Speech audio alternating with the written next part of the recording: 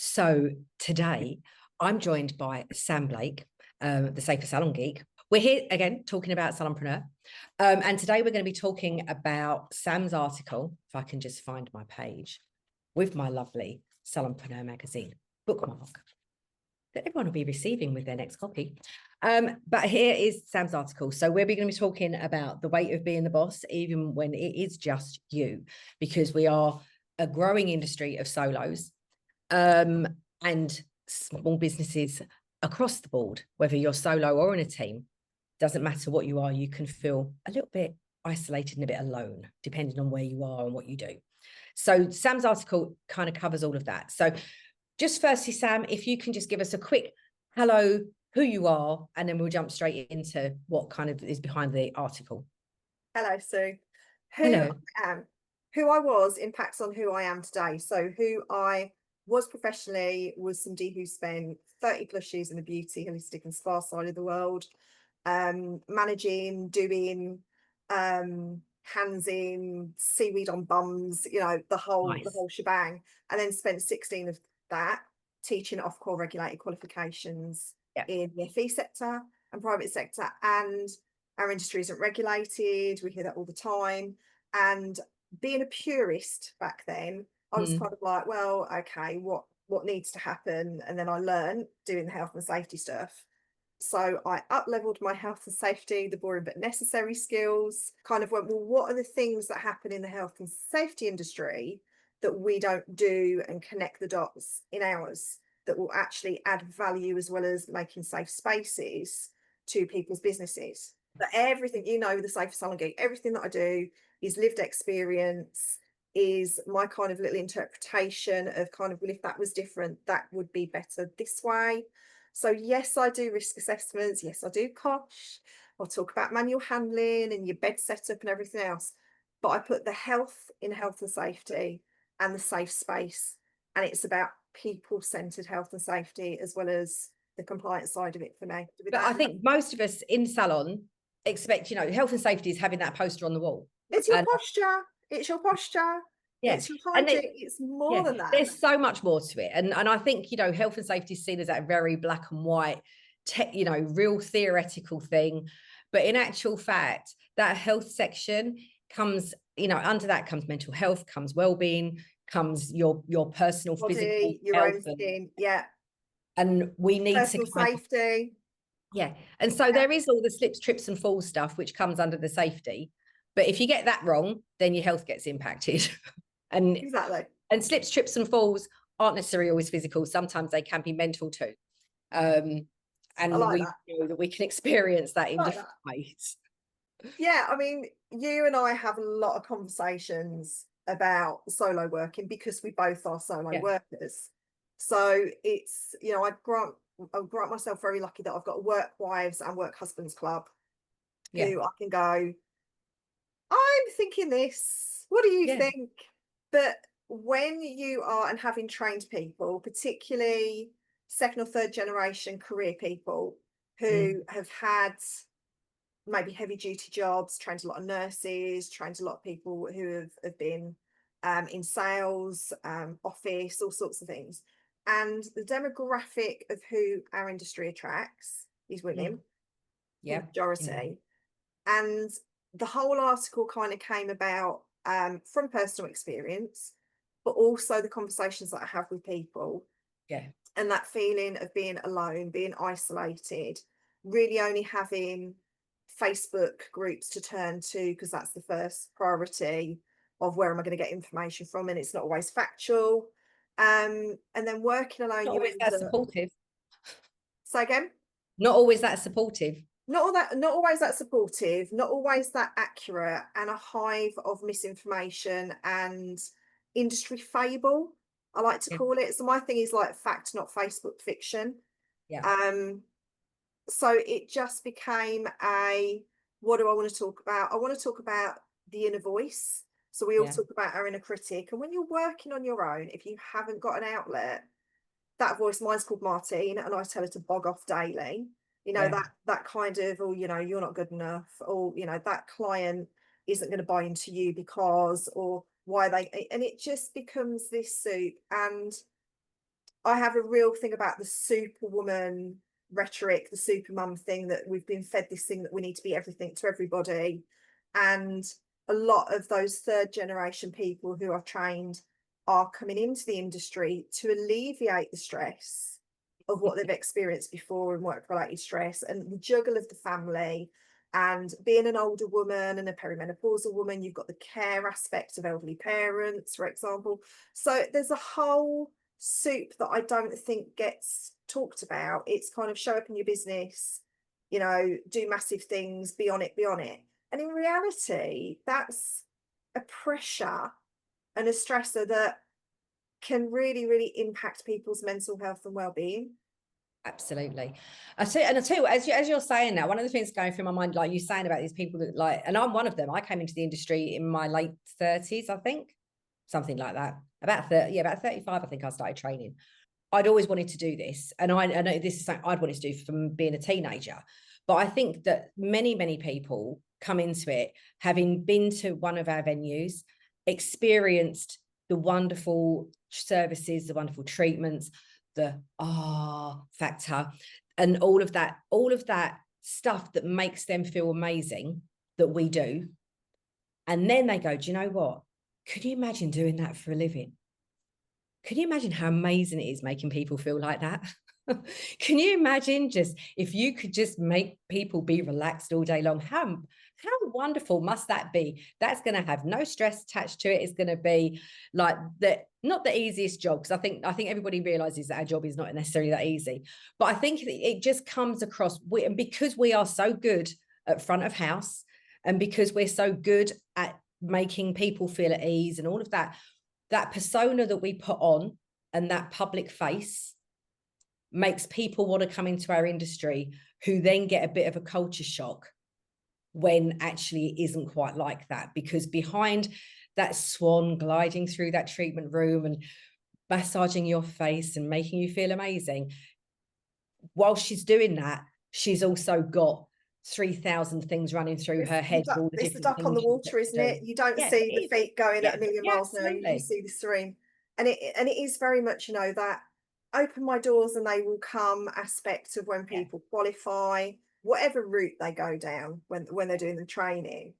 And then you get the aspect of the lack of support and the variation and quality of training, and all of that then impacts on this ideal that somebody's got, that everybody wants a treatment and everybody's going to find me, and I'm going to set up at home and I can have the kids running around, and you know, and it suits me. It's that aspect of what I want and not what maybe the reality is sometimes. And I'm not going to say that I call out the reality, but I like to be very much, but have you thought of it this way? So when I used to train beauty therapists and massage therapists, the thing was, we create thinking therapists. That was a brand, like, sort of thing that I did when I worked for a private college. That was the thing that we create. But I've always created thinking therapists just naturally. And the kind of like, but what if it was this way? And how am I going to do this? And, you know, you realise that that's not what a lot of people in the industry do. It's a case of, here's how to do a treatment. There you are, you've passed, ta-ta, goodbye, and off you go. The industry is getting better with the support, but you've got to know where to go to and who to go to, because you and I know there's a lot of, you know, 5-minute Susies out there who are brilliant at marketing. So many. And, you know, I'm not a 5 buy me buy me, and these people paying really a lot of attention to that because it's great marketing and it looks brilliant. And then you get on the courses and it just becomes, okay, what have I just paid a lot of money for?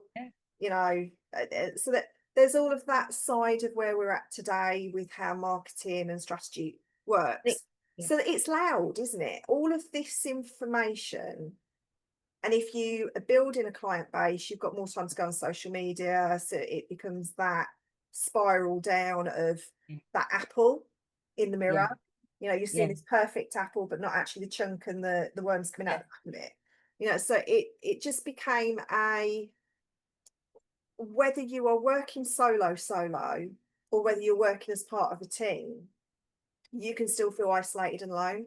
Because when you're working as part of that team, you are everybody's everything. you're the person in charge of paying their bills, in effect, not that reverse psychology of, you know, a team is there to facilitate the business and the success of the business. You know, a lot of the mindset is, well, you own the business, that's your responsibility. And I hate that. I hate that side of that doesn't get maybe addressed again in training. And then you've got that mental health impact and the state of the industry and the state of the economy, and it just becomes loud and overwhelming. And then you just can sit there and go, well, what do I do? Who do I talk to? My mental health's not great. My clients come in and downloaded just all this stuff. I've had a dodgy client. You know, we've had conversations about the Googling of body to body massage. Yeah, you know, I mean, a new trend. I know, it's like, call it a trend. I still just don't get that. I'm yeah, I mean, that is going to be a piece in the magazine, isn't it? We're doing a whole thing in the magazine about it, but because it is actually a search question on Google. Then what you're getting is that ripple effect of where it would have been more on the kind of massage based side. You know, you're doing a sort of repertoire of treatments, and you're attracting people that you don't necessarily want to have a conversation with. But because the systems and processes, because you haven't been taught how to put those in, aren't there. And this is where my whole thing about, I'm the safer salon geek, but that means a safe place for you, a safe place for your client, as well as all the infection control and everything else. And that's a synergy that comes with systems and making yourself not accessible and the boundary setting and everything else. But if you're in that soup, it becomes, who do you talk to? You know, who do you talk to when you're in that thing? Just to sound off, you could go and have a business coach, but their priority and their strategy is elevating your business and making you money for the business, but your headspace might not be there. Your coping mechanism might not be there. So it just becomes, well, where do people go when they haven't got that? And that's kind of what I'm trying to create. With it's like, Safer Salon Geek, it's a safe space, and I help you create a safe space. But sometimes, especially if you're new to industry, you don't have that network. And I think we live in a fearful place of like, well, I can't speak to the woman that, you know, works in the next town or in the next village because they're my competition. And actually that really mostly isn't the case. In actual fact, in my experience, we all share a potential client base, but each of us does things in a different way. Therefore, we attract different clients because those clients are looking for different services and different types of people. So competition isn't necessarily a bad thing. And I had some great relationships with salons that were local to me when I had my salon.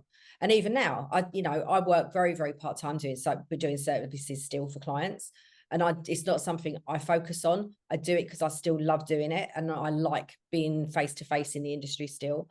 But I connect with nearly every local therapist everybody's on my Google map. I know, and I meet and I speak to, because at some point I can refer someone who I can't help. That's such a good point. That's such a good point, because the other side of what I like to promote and what I like to teach is the accessibility side of life. So my whole focus is being accessible to disabled people, elderly people, and people with neurodiversity.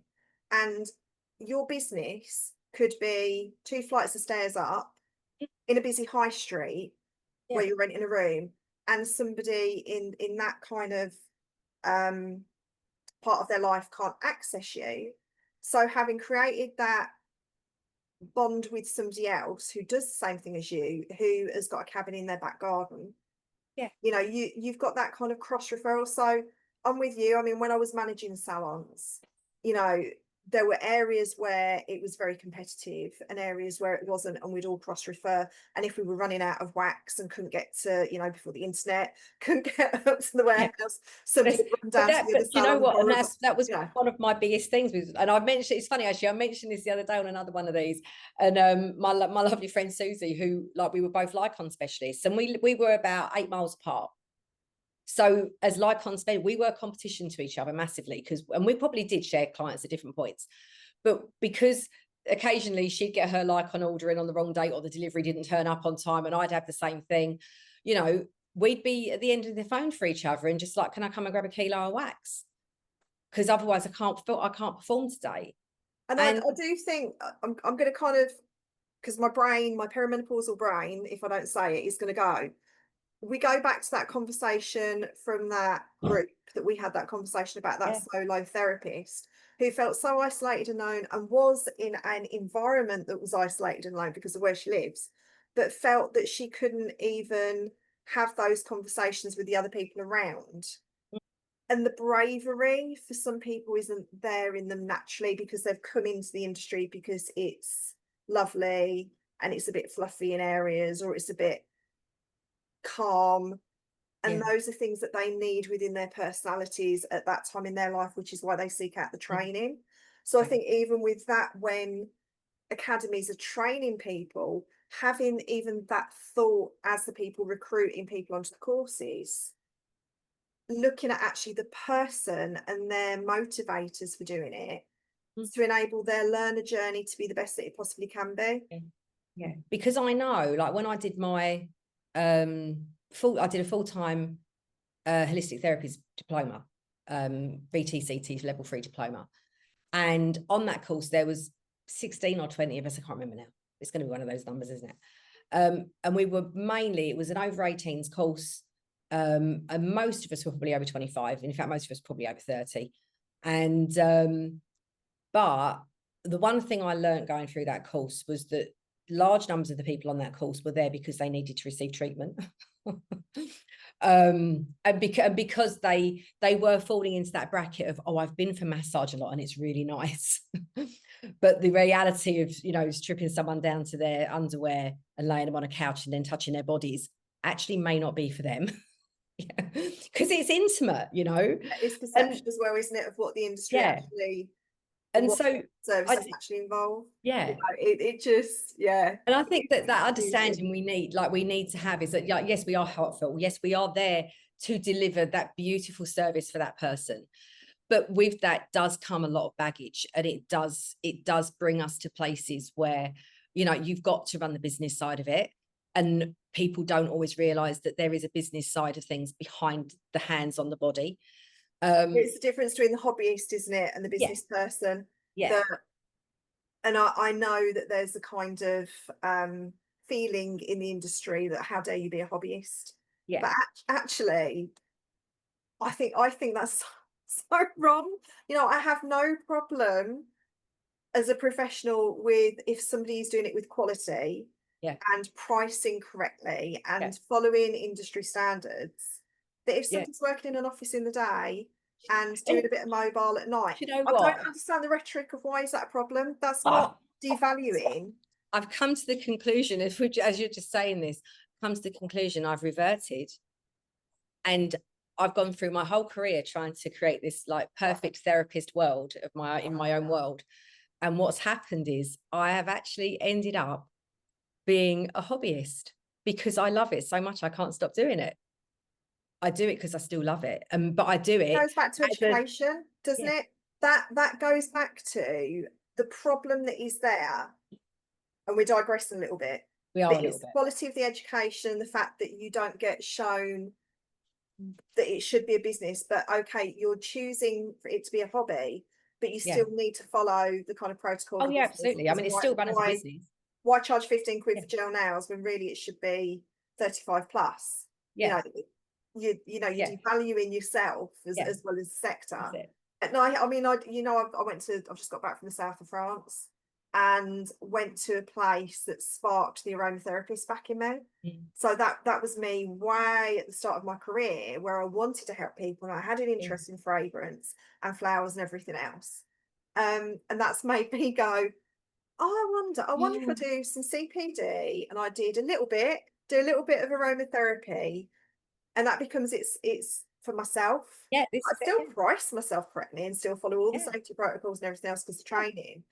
But we get back around to the solo that if you haven't had that mirror shown up to you, how do you know? So I don't like vilifying people. I think that's really wrong, because you've got people like in any job, industry, service provision, who want to do things properly, who want to learn and be the best that they can be. And then you've got the cowboys not talking about the cowboys and the cowboy courses. I'm talking about those people who fall into the bracket of, oh, a 1-day course or a 3-day course. Yeah, I can do that. That's brilliant. Who then end up on the, that wasn't enough, but where do I go from here? And unless you've got open dialogue, so things like searchable websites, I don't know, people just will go to, I think this is going to be on YouTube, isn't it?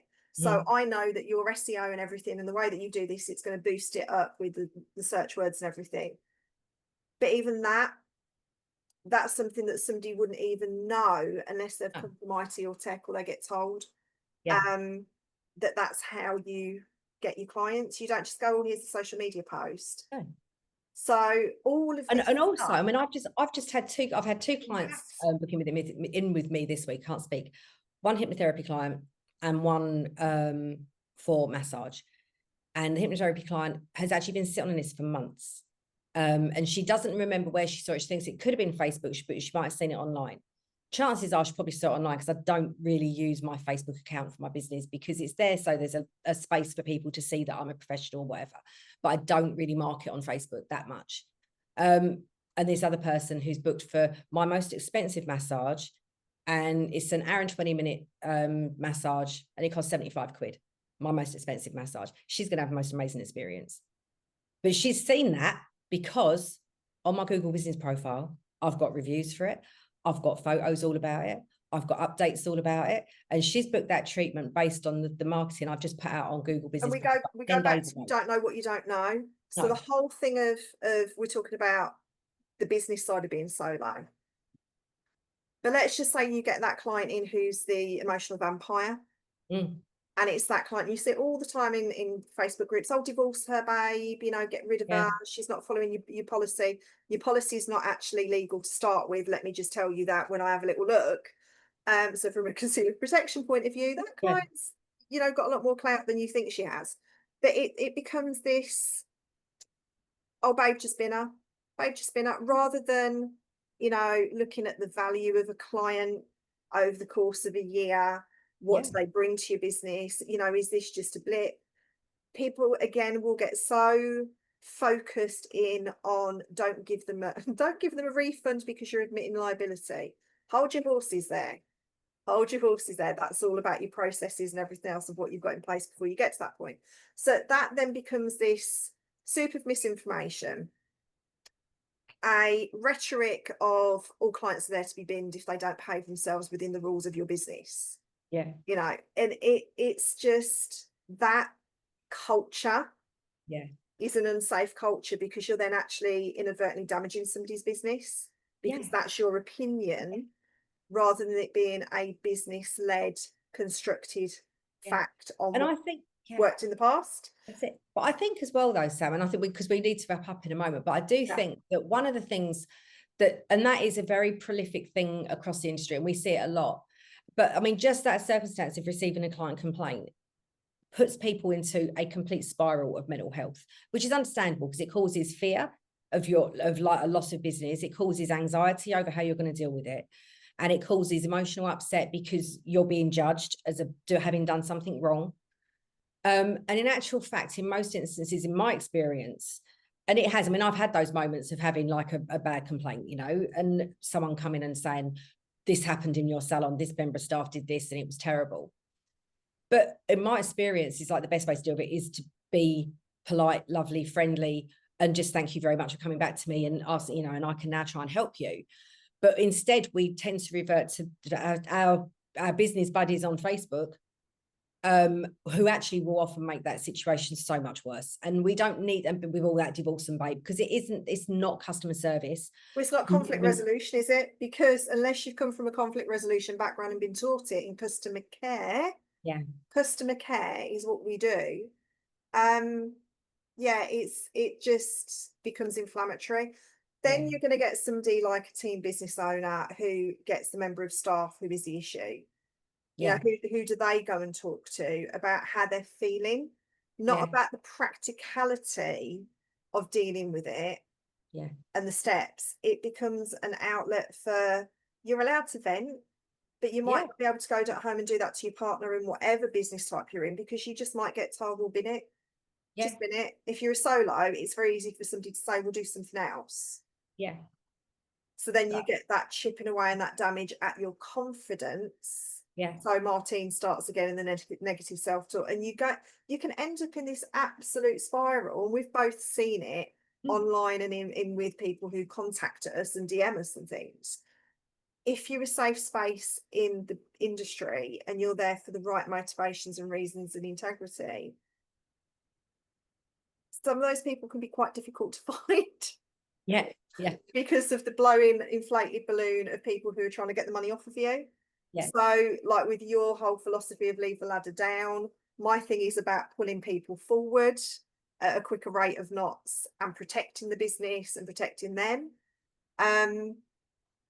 But yeah, I do sometimes sit and think, what is the answer? And it is things like the magazine, being able to pick something up and go, I'm reading it, I'm not alone, finding this online. But I mean, so basically, I think really the sum of it, and just to summarize, is like, if you are feeling alone, which is a high likelihood in this industry, no matter whether you've got 6 people sitting in your team, potentially you're alone. If you're on your own at home or mobile or renting a space, the chances are you're going to feel quite isolated. So just reach out. You know, Sam's got a huge amount of stuff that she can offer and help with. And yeah, just reach out to Sam, really, isn't it? I think like there's an awful lot of stuff I know you've got that you're building at the moment. I'm going to rekindle how I was anti-Facebook group and my need and want to get everybody off of social media. I'm going to open a safe space again, because there's got to be that little beacon of light in the soup.